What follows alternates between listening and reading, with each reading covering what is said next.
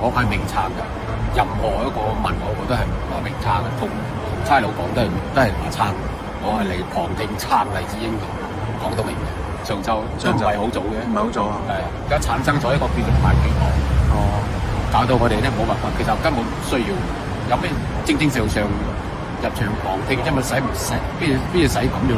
但係而家冇辦法，你唔嚟，你唔知道幾時打龍通排晒，我哋入唔到啊！今日得42張，同埋而家咧到咗呢個所謂嘅叫做求情階段，即係我哋都真係有啲擔心咧。冇話終身監禁啦，10幾年或者幾十年呢啲已經玩完啦。冇外就醫係一個方案嚟嘅，我同意嘅，即係我嘅睇法。